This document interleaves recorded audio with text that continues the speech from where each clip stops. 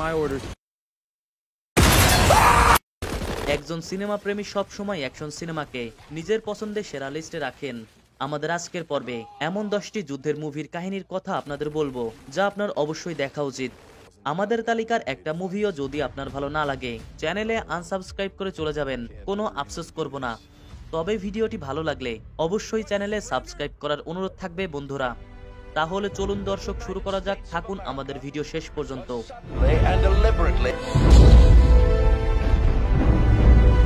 আমাদের তালিকার 10 নম্বরে থাকা মুভি রিলিজ হয় 2018 সালে।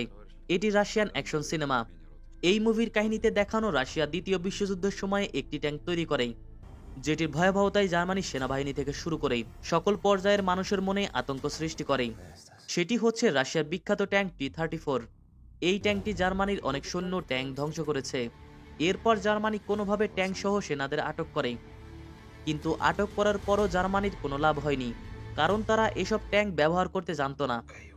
এরই মাঝে জার্মানি যাদের আটক করে তাদেরকে দায়িত্ব দেয় এই ট্যাঙ্কের ব্যবহার শেখানোর জন্য। কিন্তু আটক করা সেনারা একটি প্ল্যান করে, সেটা হচ্ছে এই ট্যাঙ্ক নিয়ে তারা জার্মানি থেকে পালাবে।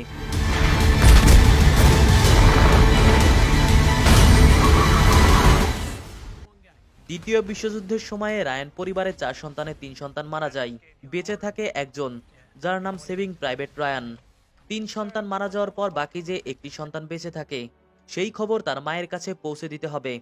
এর সাথে বেঁচে থাকা রায়ানকে তার মায়ের হাতে তুলে দিতে হবে। কিন্তু এই রায়ান আসলে কোথায় আছে এবং যুদ্ধ করছে, সেটা জানাই হলো সবথেকে বড় সমস্যা। এই তথ্য জানার ভার এসে পড়ল সেকেন্ড রেঞ্জার ক্যাপ্টেন মিলার ও তার দলের উপর। শুরু হয়ে গেল রায়ানকে খোঁজার অভিযান। 1991 সালে সোমালিয়ায় গৃহযুদ্ধ শুরু হয়। আন্তর্জাতিক শান্তিরক্ষা মিশনে 3টি ফোর্সকে দেয়া হয় গৃহযুদ্ধ থামানোর জন্য। একটি বিল্ডিংকে কেন্দ্র করেই সিনেমার মিশন শুরু হয়। এই বিল্ডিং থেকে বের হয় শত্রু বাহিনী, শুরু হয় গোলাগুলি আর বোমাবাজি। সামান্য ছোট বাহিনী নিয়ে কিভাবে বিশাল মিশন শুরু করে, সেটা এই সিনেমাতে আপনি দেখতে পাবেন।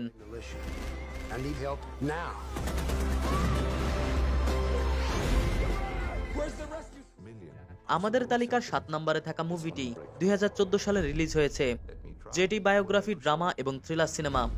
এর কাহিনীতে দ্বিতীয় বিশ্বযুদ্ধে জার্মানিরা একটি কোডের মাধ্যমে তথ্য আদান প্রদান করে, আর কেউই এটার রহস্য ভেদ করতে পারে না, যার ফলে যুদ্ধে জার্মান দল এগিয়ে যায়। জার্মান দলের এই কোডগুলোর তথ্য জানার জন্য তাদের পরিকল্পনা জেনে আগে ভাগে যেন হামলা করতে পারে, এজন্য বিজ্ঞানী এলেন একটি মেশিন বানানোর মনস্থির করে। এই সিনেমাতে যেমন অ্যাকশন রয়েছে, ঠিক তেমনি থ্রিলারে ঠাসা।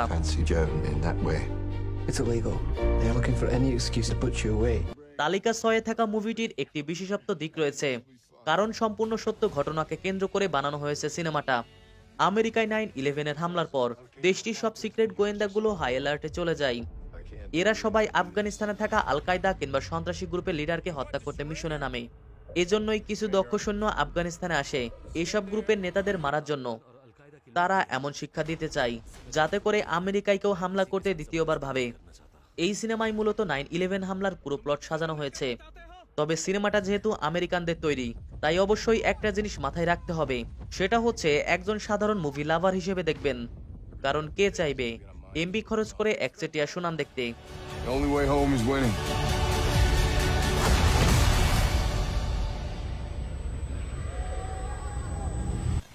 কোরিয়ান সিনেমার ইতিহাসের এটি শ্রেষ্ঠ যুদ্ধের সিনেমা।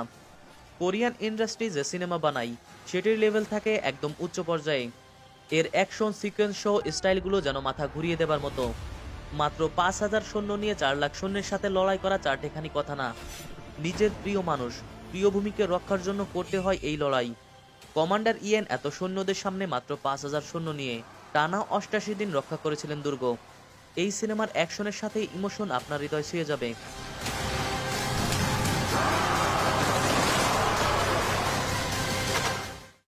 দ্বিতীয় বিশ্বযুদ্ধের সময়ে যেসব এক্সপেরিমেন্ট করা হয়েছে, এর বিন্দুমাত্র আজ পর্যন্ত করা হয়নি, কারণ সে সময়ে পুরো বিশ্ব শাসন করার জন্য সকলে উঠে পড়ে লাগে। এ কারণে প্রত্যেকে তার অস্ত্রকে উন্নত করতে পরীক্ষা শুরু করে। এই সিনেমাতে সেরকমভাবে হিটলার একটি প্রযুক্তির পরীক্ষা করছে, সেটা হচ্ছে বায়োটেকনোলজি। এই টেকনোলজির মাধ্যমে মানুষের মধ্যে অনেক পাওয়ার দেওয়া হয়। এর মধ্যে যুক্ত হয় আমেরিকার কিছু সৈন্য। আমেরিকান সৈন্য হিটলারের এই পরীক্ষার মাঝে যুক্ত হয়ে বাধা দেয়। Some questions don't have good answers. 2018 সালে মুক্তি পাওয়া এই সিনেমাটা আপনারা অনেকেই দেখেছেন। চীনের সবথেকে অ্যাকশন এবং সিকোয়েন্সের দিক থেকে সেরা সিনেমা। চীনের কিছু মানুষ একটি দেশে আটকা পড়েছে এবং সেই দেশের ক্ষমতায় বসেছে এক সেনা সদস্য। একই সাথে তারা চীনের মানুষকে গণহারে হত্যা করছে এবং চীনাদের সহ্য করতে পারে না। চীনের আটকা পড়া এই নাগরিকদের উদ্ধার করতে মিশন শুরু করে তাদের নৌবাহিনী পিএলএ।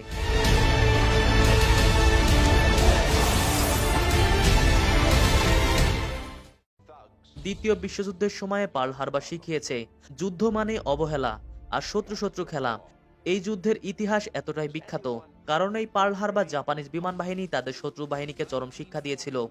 এর জবাবে আমেরিকা জাপানিজদের উপরে 2টা পারমাণবিক বোমা ফেলে। দ্বিতীয় বিশ্বযুদ্ধ তো আপনি দেখেননি, তবে এই সিনেমা দেখলে একটু সময়ের জন্য মনে করবেন আপনি যেন যুদ্ধের ময়দানে আছেন। এই মুভিতে প্রেমের গল্পও দেখতে পাবেন। এর সাথে যুদ্ধে যাওয়া পাইলট ও তার প্রেমিকের ঘরে ফেরা অপেক্ষায় থাকা প্রেমিকের আকুতি। কিন্তু এই প্রেমিকা হঠাৎ একদিন দেখে যুদ্ধে যাওয়া প্রেমিক মারা যায়নি, প্রেমিকার জন্য সে ফিরে এসেছে। December 7th, 2006 সালে মুক্তি পাওয়া 300 সিনেমা সিকুয়েলিটি। এই সিনেমাতে শুধু 2006-এ মুক্তি পাওয়া বাকি কাহিনী দেখানো হয়নি, বরং সে সময়ের তার আগের এবং পরের সিনগুলো দেখানো হয়েছে। রাজা লিওনার্দো মাত্র 300 সেনা নিয়ে লাখো সেনার সঙ্গে লড়াই করে এই সিনেমাতে। পুরো পার্সিয়ান রাজ্য ধ্বংস করে নতুন করে একটি রাজ্য গঠন করার সিদ্ধান্ত নেয় রাজা লিওনার্দো। এই সিনেমা দেখার পর আপনি বুঝতে পারবেন কেন এটিকে আমরা তালিকার প্রথমে রেখেছি।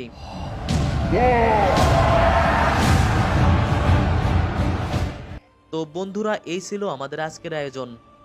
আমাদের আগামী আয়োজন সবার আগে পেতে চ্যানেলটি সাবস্ক্রাইব করে পাশের যে বেল আইকন আছে সেটিতে ক্লিক দিয়ে রাখুন।